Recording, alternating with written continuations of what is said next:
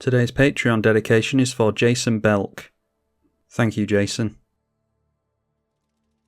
Gisa the Hellraiser versus General Ferris Rokiric, Duskana, and Verrak. A no-lander, that's a good start. Into what is effectively a two-lander, but we could maybe draw some cards with Crypt Breaker, maybe. Yeah, tempted with that, but I mean, it's very slow card draw and we're not necessarily doing anything else. Let's just go for going down to 6. Yeah, I'll just keep this. Get rid of the Victimize. Not had the best of luck with Gisa the Hellraiser so far. Draw into a swamp on the first turn, so we've got mana for Gisa on turn 5 at least. Just tap lands from our opponents, we get into another land, so holding up Infernal Grasp. The Cabal Stronghold is going to be good this game at least. Seeing a Righteous Aura here, you prevent all the damage with that. Rokiric for the Duskana player, and a Conda's Banner on turn 2 for General Ferris Rokiric. Okay, a Wayfarer's Bauble means we can ramp this turn, so I'll play and crack that. Verrak is the first commander to hit play, and a Sky Hunter Strike Force for the Naya player. We get hit for 2. Another commander hitting play with the General. And another land for us, not going to struggle on mana here, so yeah, do we just go for our commander? A Marsh Flat's been cracked with the Verrak in play, meaning you can get 2 lands with that. And then we see a Morbid Opportunist, which is only ever going to trigger once per turn. And 2 damage is taken over towards the Boros player. Not sure how this entered the bin actually, did they discard to hand size at some point? Oh no, there's a Surveil land here that's come down, so they've thrown away the Sun Droplet off the Surveil land. Rokiric goes in to the right, and the Sky Hunter to the left, so melee will trigger, and this thing is buffed up to a 4/4. And after that it is Farron. When it attacks, another attacking creature gets +X/+X, where X is its power, so obvious what the tactic is here.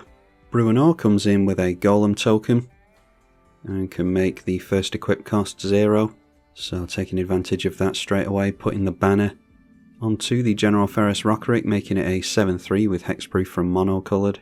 Noteworthy that the Golem tokens are not colourless, they're Boros colours as well, so they get a buff. 5/5 token on a 6/4 Bruenor, and 7 commander damage going over to the Orzhov player already. So deciding to pay the life and reduce the damage that is dealt to him. Might as well save himself some commander damage here. And another swamp we could do with not drawing into swamps anymore. Throw down Cabal Coffers before we see a wheel or something. Yeah, doesn't really matter, we'll just go for Ashnod's Altar and hold up the Infernal Grasp. Likely play that during the next turn cycle so that we can get a couple of zombies going. And we'll try and dissuade our opponents from hitting us. Sinister Concoction is an enchantment, black, pay a life, mill, discard, and sacrifice to destroy a creature. Then going to hold up his interaction on his enchantments by the looks of it. So we're straight through to attacks from Duskana. So damage is going to be spread around here, I imagine. We get the Farron. Flyer goes to the right and Rokiric goes to the left. So see what the Orzhov player wants to do here. I'll hold on to the Infernal Grasp for as long as possible. Melee triggers with the Strike Force. So that goes up to a 6/6, I think, yep. The Farron is pointed at the Boros creature. So that is now a 7/7. And Rokiric is going to draw a card here. So Righteous Aura going to be activated instead of the Sinister Concoction. Alright, so they're going to buff this. Is it a mistake that this is swung in towards us? Nah, I'll force them to use whatever interaction they have. I can use Infernal Grasp in response if they decide to go for a buff. I'm leaning towards dealing with this at the moment, but happy to take out the green creature. Looks as though it was a mistake, so Morbid Opportunist triggers for the first time. And it was a Caller of the Claw, so gonna bring in a couple of bears. Tapping down now before going into attacks. Alright, a Return to Dust is going to get rid of the Righteous Aura and the Ashnod's Altar. That's the problem with playing it out before you've got anything to do with it. Yeah, so we'll let them attack first, and we'll punish them with the Infernal Grasp, because we were looking to hit something here anyway. The Conda's Banner going on to the Dwarf, and the 9/5 goes down the middle, so we'll allow it. The 5/5 goes down the middle as well. Now, I'd like to get rid of the commander. Luckily didn't make another golem here, but it has protection from mono-coloured as we pointed out, so probably just going to have to blow up Bruenor, which isn't bad either. So plummeting down to 26 there. Infernal Grasp on Bruenor will trigger the Gisa straight away, making a couple of tapped zombies. And triggers Morbid Opportunist again. Draw another land here. Yep, of course we do. Have not had the best of luck getting Hellraiser games. I was really looking forward to playing with this commander. It's your typical fun commander battlecruiser magic, and yeah, I've tried like 5 times now, and probably just going to have to compile a bunch of games into one video. So we'll just have to hold back and pass. Crucible of Worlds is good with the fetch in the bin, so playing that straight away and cracking it straight away, I imagine. This has now been debuffed thanks to the banner being unequipped, so a 2/2 swings in at us. Searching for an aura or equipment and putting it into hand. Kellen the Fey-Blooded is a very good card. And searching up a Sword of Hearth and Home, so with the missing lands it's going to take a few turns to get that going, but we'll eventually allow him into lands at least. If he doesn't have Sword of the Animist in the deck, that might have been worth going for, because maybe he gets a land next turn, he can play an equip and start catching up straight away. Maybe you can get into Ancient Tomb or a Mana Crypt or something. Anyway, another Boros spell being cast into the commander. Whenever it attacks, plus X to power, where X is the number of attacking creatures. And then the banner is re-equipped. So what creature type is that? It's a human soldier, so all the white creatures, all the red creatures, all the soldiers and all the humans get a buff. And the golem token swinging into the left. Alright, see which land we get this time. A Liliana Untouched by Death. I thought I'd taken this out of the deck. Apparently I didn't. So we can just go for the -2 on this, just for the sake of committing a crime. This will trigger and resolve before this does, because it responds to the target, so we'll have -4/-4 on something. Still can't target this though. We get 7 mana from a Cabal Stronghold, that'll be 8 mana next turn. And yeah, I'd like to go after this, but I don't want this being held over my head, so let's go after the Sky Hunter. And it triggers Gisa in response, so that'll resolve first. Otherwise we would miss by a point of toughness. Okay, he's going after this anyway by the looks of it. Sinister Concoction, discarding a Greed. And going after destroying our Gisa. So we'll have to pay the ward on that. Doing this during the main phase, curiously, so are we going to be able to afford to recast the commander? I think we are. Destroyed one of our zombie rogue tokens, triggering the Morbid Opportunist. Pays for the ward cost, going down to 23 life. Our commander can go back into the command zone. It resolves, making some zombies. So we've still got enough to get rid of the mentor creature.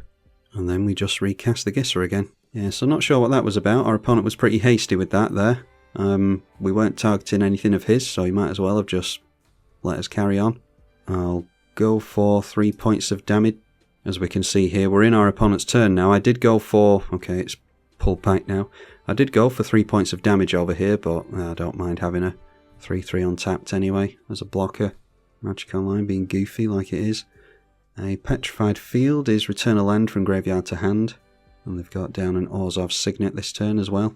Throwing out a Profane Tutor. And they can use their commander to go after the Liliana if they want to, but decide against it. Alright, our opponent has got into a land, but it is a tap land unfortunately. So just playing the Sword of Hearth and Home as we assumed he would. This brings the lands in untapped at least. Doesn't have a relevant ETB unless creatures are going to die on his turn and then he can flicker this. Maybe that'll happen during attacks. Anyway, the 4/4 goes to the left now. And that will draw a card. We see a tapped Fire Diamond entering play. And now we're starting to get attacked by a Crow and Hoplite at least here. The Planeswalker gets a 5/5, we'll probably just let that go down. Although, do we care about the card advantage? There actually aren't that many zombies in the deck. Alright, so just being attacked by those. So do we take 5 here, go down to 29? I think that's alright. Okay, try and draw in something excellent here. And Animate Dead, is that relevant? If we can take this thing down, it will be. But I don't think I want to use an Animate Dead just for the sake of doing it.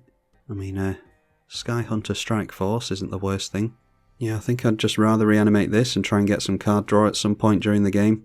Does entail someone actually destroying it though. We're up against white players in all fairness, so It's more likely that this gets exiled, but maybe there'll be a board wipe soon. Yeah, we're just treading water still, thanks to all these lands we're drawing. Maybe they'll block with the Morbid Opportunist. Yeah, we'll offer them up the Gisa, see if they want to maybe trade out the Verrak for it. We can always just replay our commander, we're doing nothing else. Okay, so they've got something for us in response. That is a Vanishing Verse, so they have to pay for the ward again. We're getting rid of their interaction at least. And it's exile, so we do have to recast our commander. Wouldn't have used Animate Dead on it anyway, I don't think. Oh, okay. Or you can just go straight through to the end step. Absolutely incredible. Oh, God, it's annoying. I mean, it'd be more annoying if we were actually getting a game in here, but I've already kind of given up on this commander for this play session. I say this play session, this is actually 2 or 3 times I've tried to get games in with this commander. Profane Tutor is suspended and gets its second to last counter removed. Emeria Angel is landfall and make a couple of birds, so gonna make a couple of those with the Marsh Flats. Knight of the White Orchid can definitely get another land for the Naya player. And then the Sword of Hearth and Home being thrown onto the Jorka Dean. So now a 6/6, pro green and white and trample. Buffed up to a 7/7 and he's gone into the left. Unfortunately not blocking with the Morbid Opportunist. This player is soon looking to go down anyway, so I'm not sure how we'd keep hold of that thing regardless. Flickering the Knight of the White Orchid. Drawing into that just in the nick of time. So he's going to start catching up on mana now. Kellen the Fey-Blooded this time. Other creatures you control get +1 to power for each aura and equipment attached to Kellen the Fey-Blooded. It has double strike as well. Thrilling Discovery is gain 2 life. You can discard 2 and draw 3. So might see a decent creature hit the bin here for reanimate. Discarding with that a Crush Contraband and a Gilded Lotus, so nothing for our enchantment. Okay, and then just tapping out and deciding to go through to combat here. Probably swings in towards us. Yep, we get a Golem and another Golem. So probably just throw away 1 zombie here and take 5. I mean, even Necropotence is going to be too slow for us at this point, but nah, whatever. We'll just block like that. So feeding more card draw with the Opportunist. See if we get punished for not playing out our commander previously. Turns out it made no difference whatsoever. Yeah, so what were we meant to do this game? So we made 9 mana with the Cabal Stronghold, 9 mana into Gisa, and then if we go after Bruenor, it means that we've got 5 power in play, meaning the golems are less likely to come in and hit us, so we'll just go for that. We will trigger Gisa with this, because we're targeting something in the bin. Profane Tutor going to resolve here. Marsh Flats being played out again, although our opponent's only at 8 life here. Still deciding to crack it though, going down to 6. Now playing a Savine's Reclamation for 3 mana, grabbing the Marsh Flats again, and cracking it again. Does he have a Moonshaker Cavalry or something like that? That is Repaying Kind. Each player's life total becomes the lowest life total amongst all players. So we all get 4 life here, meaning that 1 player can be taken out, or a couple of players can be taken out, actually. No, it's all of us, isn't it? It's a couple of birds at 1 player, a bird and the commander at another, and the angel at someone else. And I assume that there's no reachers or flyers, so that's somewhat interesting at least. Don't often see Repaying Kind being played. Soul Warden into play. Obviously didn't play that before now because the bird tokens were going to trigger his life gain. And I'll be intrigued to see if we can draw any additional cards at the end here to see how many more lands we had on top. Alright, we've got something here, that is some removal, I assume. Source to Plowshares going on to his own creature in order to gain some life, as opposed to removing any attackers, so maybe he's got a board wipe for next turn. But Terrax will survive here. So we go down now and it's not going to let us draw any more cards. I'm sure it was just a bunch of basics on top anyway. But the game should be over fairly soon. It's got protection from white here, but Morbid Opportunist is in play, of course. Duskana the Rage Mother is going to be +3/+3 onto the small creatures. And they'll draw a bunch of cards here as well, which might be of some relevance. Gaining a life with Soul Warden. Terrax has to do it here, really. 11 cards in hand and 3 life. So something like a Path to Exile onto this could do it, and then equip the sword onto the double striker. Alright, looks like he's just swinging in for the sake of it here. There's a card draw from Rokiric at least. +3/+3 on everything that's swinging. There is trample on Rokiric as well, which I forgot about, so can only be blocked by the black creature, but it's still not enough. And then chump blocks being made on the other things. Don't think he'll be able to get trample at instant speed. So a bird goes down to first strike damage and draws a card with the Opportunist. This has drawn a hell of a lot of cards over the course of the game. And then it is Sword of Hearth and Home. Going to, yeah, might as well flicker this and draw some more cards, and maybe he's got Vanquish the Horde or something to wipe the board. Blasphemous Act, I dare say, is in the deck, and that'll do it as well, gaining another life with Soul Warden, putting him up to 4. Did manage to make another land. Cloud Shift, flickering the Duskana for more cards, gaining a life with the Warden again. Alright, so passing the turn over, it looks as though he doesn't have anything, but you never know. Savine's Reclamation, grabbing the Sinister Concoction, so going after the Morbid Opportunist as well as the Sinister Concoction. Got to copy that spell due to the flashback, of course. Then another land into Emiria Angel. Cosmos Elixir is just going to be gain 2 life at the end step. So turning in with everything. Personally, I would just take a few bird tokens in just in case he's got a means of interacting with the attackers, which white often does. See if he does have anything. A Chroma's Will. So I'm guessing he drew into that too late. Does he gain lifelink here? Yes, he does get lifelink. And double strike. Okay. Nothing can survive the double strike, though. So he'll gain 5 life from blocking the Verrak and get rid of a Death Toucher, and then the 4 damage will come through here, so he just goes up a life. Morbid Opportunist, continuing to do stuff. Noteworthy that he could have gone for this at some point during all that, but decided to allow the blocks to occur. This is why you play it out, because your opponents can make mistakes. Don't assume that they're going to make the plays you think they will. Verrak being hard cast again. 4 cards in hand and goes up to 8 life. So still has this black creature in play. Protection from white will get him through everything, but Sinister Concoction can now get rid of whatever the sword is equipped to. What the hell is that? That is a taunt from the Rampart. Goad all creatures your opponents control. Until your next turn they can't block. There we go. That's why you play it out. So even without the blocking, they couldn't have attacked Terrax there anyway, I don't think, with the goad. Yeah, must attack a player other than Terrax if able. So down comes Karlach, and is able to go straight through for lethal here. +3 on everything from the Duskana. Card draw from the Rokiric, and an extra combat from Karlach as well, just to rub salt in the wound. So it's looking pretty promising. We've got to get through the combat phase yet. There could be some more spot removal. So forcing the Orzhov player to go for the Sinister Concoction. That goes on to the extra combat Karlach, which I think I'd be targeting some attacking creatures personally. Morbid Opportunist drawing again.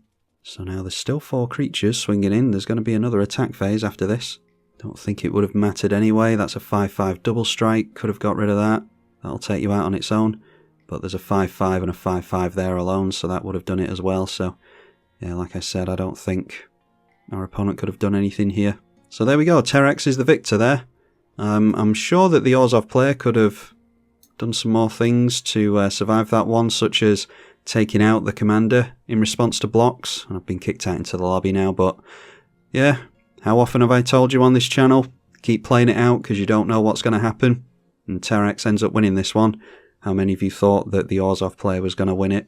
Anyway, as for us, Gisa the Hellraiser, you're likely to see another couple of exhibition games because I've nowhere else to shoehorn them in. And anyway, as for Gisa the Hellraiser, this might be the end of the video. Maybe I'll shoehorn a couple of games in that didn't go so well either. Yeah, I might have to rebuild this Gisa deck because it's not doing particularly well. Might have to go for a cantrip build or something like that. But anyway, I'll have a think about it. Let me know what you think in the comments section, and I will see you all in the next one, I hope. Big thank you to the patrons. I'm tribalkai. Thank you for watching.